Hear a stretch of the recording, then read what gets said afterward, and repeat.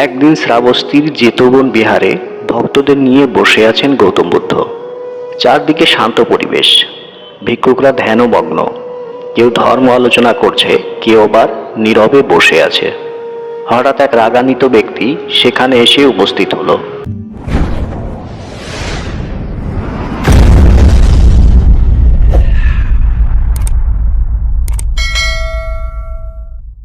সে বুদ্ধের বিরুদ্ধে নানা অপবাদ শুনেছিল। তার মনে ছিল ক্ষোভ, অবিশ্বাস আর অহংকার। সে সামনে দাঁড়িয়ে উচ্চস্বরে বলতে লাগলো, তুমি মানুষকে ভুল পথে চালাও, সংসার ছেড়ে পালাতে শেখাও, তোমার শিক্ষা সমাজকে দুর্বল করছে। ভিক্ষুরা উত্তেজিত হয়ে উঠল, কেউ প্রতিবাদ করতে চাইল, কিন্তু বুদ্ধ হাত তুলে সবাইকে থামালেন। তিনি চুপচাপ বসে রইলেন। লোকটি আরও রেগে গেল। সে অপমান করতে লাগলো, কঠিন ভাষায় আক্রমণ করলো। তবুও বুদ্ধের মুখে একটুও বিরক্তি নেই, তার চোখে শুধু করুণা। অনেকক্ষণ পরে যখন লোকটি ক্লান্ত হয়ে থেমে গেল, তখন বুদ্ধ শান্ত কণ্ঠে বললেন, ভাই, যদি কেউ তোমার কাছে উপহার নিয়ে আসে আর তুমি তা গ্রহণ না করো, তবে উপহারটি কার কাছেই থাকে? লোকটি একটু থমকে বলল, যে দিয়েছে তার কাছেই থাকে। বুদ্ধ মৃদু হেসে বললেন, ঠিক তেমনি তুমি আমাকে যে রাগ আর অপমান উপহার দিলে, আমি তা গ্রহণ করিনি, তাই তা তোমার কাছেই রয়ে গেল। এক মুহূর্তে লোকটির মুখ ফ্যাকাশে হয়ে গেল। সে বুঝতে পারল, রাগ দিয়ে সে কাউকে আঘাত করতে পারেনি, বরং নিজের ভেতরে আগুন জ্বালিয়েছে। সে লজ্জিত হয়ে বুদ্ধের পায়ে পড়ে ক্ষমা চাইল।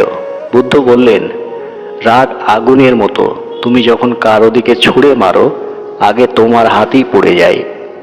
এই ছোট ঘটনাটির ভেতরে ছিল বিশাল এক শিক্ষা। আমরা প্রতিদিন জীবনে কত অপমান, সমালোচনা, তর্ক বিতর্কের মুখোমুখি হই।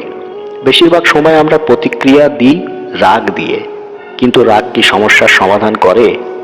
না, রাগ কেবল আমাদের মনকে অস্থির করে, সম্পর্ক নষ্ট করে আর সিদ্ধান্তকে দুর্বল করে।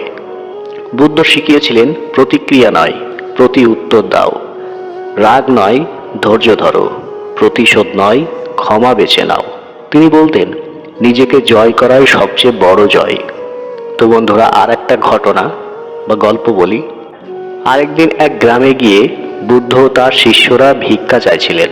কিছু লোক তাদের দেখে উপহাস করল, খাবার না দিয়ে দরজা বন্ধ করে দিল। শিষ্যরা কষ্ট পেল। তারা ভাবল, আমরা তো কাউকে কষ্ট দিইনি, তবুও এরা এমন আচরণ কেন করছে? বুদ্ধ বললেন, যদি কোনো গ্রামে ভিক্ষা না মেলে, আমরা অন্য গ্রামে যাব, কিন্তু তাদের আচরণ নিয়ে নিজের মন অশান্ত করব কেন? তিনি আরও বললেন, যে অপমান করে সে নিজের অজ্ঞতাকে প্রকাশ করে।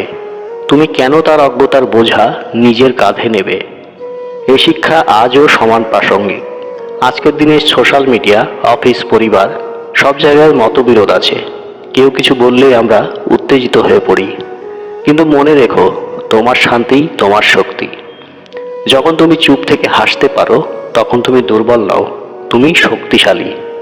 বুদ্ধ কখনো কারো বিরুদ্ধে যুদ্ধ করেননি, কিন্তু তার চিন্তাধারা আজও কোটি মানুষের মনে রাজত্ব করছে। কারণ সত্যিকারের শক্তি অস্ত্রে নয়, সেটা থাকে মনে। তো বন্ধুরা, আজকের এই গল্পের অনুপ্রেরণা, এই গল্প আমাদের শেখায়, অপমান গ্রহণ না করলে তা তোমার নয়।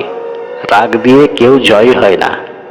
নীরবতা অনেক সময় সবচেয়ে শক্তিশালী উত্তর। নিজের মনকে নিয়ন্ত্রণ করতে পারলেই তুমি জীবনের সফল।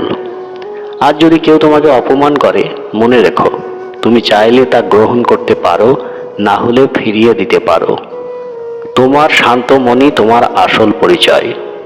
তো বন্ধুরা, আজকের এই ভিডিওটা যদি আপনাদের একটু ভালো লাগে, অবশ্যই একটা লাইক করে দিন, বন্ধুদের সঙ্গে শেয়ার করে দিন। আর এরকম গল্প পেতে হলে অবশ্যই চ্যানেলটিকে সাবস্ক্রাইব করে বেল বাটন প্রেস করে রাখুন, যাতে করে আমার লেটেস্ট ভিডিওগুলো সবার আগে আপনার মোবাইল স্ক্রিনে দেখতে পান। তো আজ এই পর্যন্তই। ভালো থাকবেন, সুস্থ থাকবেন। ধন্যবাদ সবাইকে।